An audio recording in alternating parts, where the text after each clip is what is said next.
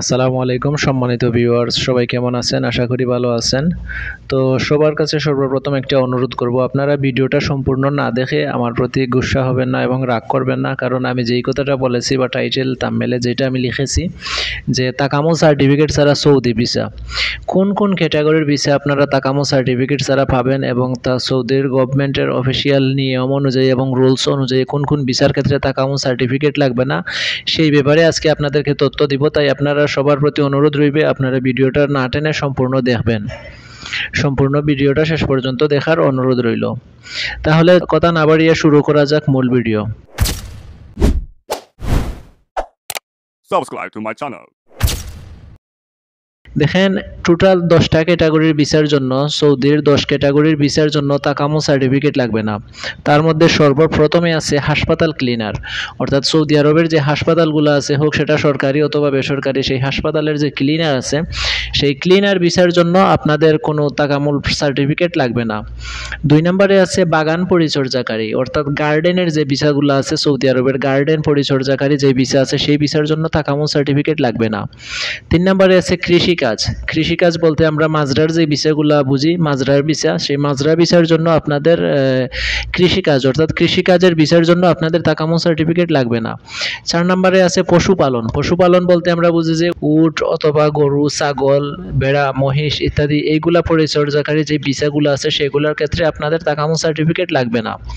5 নম্বরে আছে বলদিয়ার ভিসা। বলদিয়া বলতে যে শহরের অর্থাৎ শহরাঞ্চলের যে ক্লিনার আছে, যে ডাম্প ট্রাক দিয়ে ময়লাগুলা পরিষ্কার করে, এই ধরনের ভিসার জন্য আপনাদের তাকামো সার্টিফিকেট লাগবে না।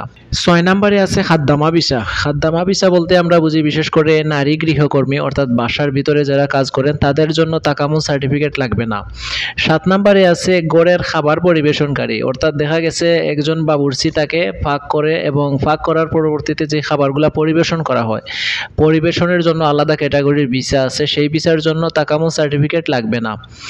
8 নম্বরে আছে আমেল তাব্বাক, অর্থাৎ গড়ের রান্নার বাবুর্চি।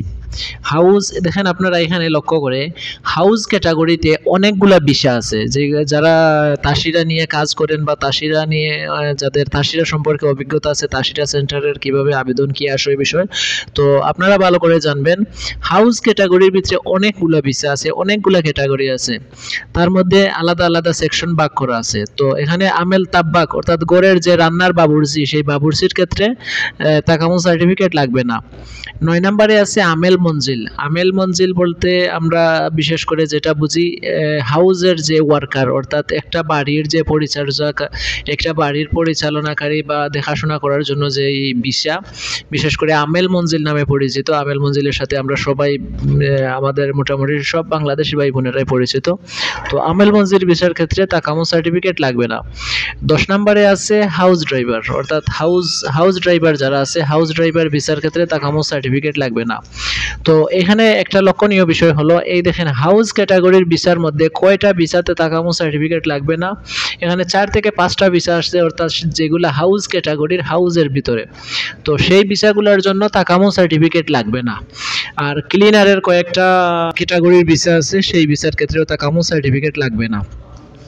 তো এই যে উল্লেখিত 10টা ক্যাটাগরি বা 10টা কাজ, সেই 10টা কাজের জন্য, সেই 10 ক্যাটাগরির ভিসার জন্য আপনাদের কারো তাকামো সার্টিফিকেট লাগবে না। আপনারা তাকামো সার্টিফিকেট ছাড়া সেই 10 ক্যাটাগরির ভিসা পেয়ে যাবেন।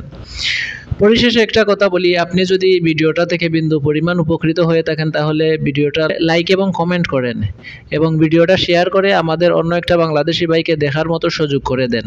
এত সময় পর্যন্ত আমাদের পাশে থাকার জন্য সবাইকে অসংখ্য ধন্যবাদ। পরবর্তীতে দেখা হবে নতুন কোনো ভিডিও নিয়ে, নতুন কোনো আপডেটের সহিত। ততক্ষণ পর্যন্ত আপনারা ভালো থাকবেন, সুস্থ থাকবেন, সুন্দর থাকবেন। আল্লাহ হাফেজ, আসসালামু আলাইকুম।